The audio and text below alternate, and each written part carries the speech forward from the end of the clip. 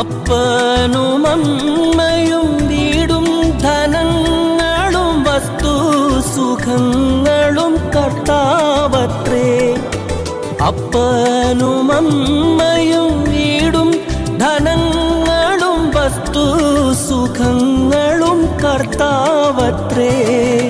പൈതൽ പ്രായം മുതൽ കിന്നേ വരെ എന്നെ പോറ്റി പുലർത്തിയ ദൈവം മതി. പൈതൽ പ്രായം മുതൽ ഇന്നേ വരെ എന്നെ പോറ്റി പുലർത്തിയ ദൈവം മതി.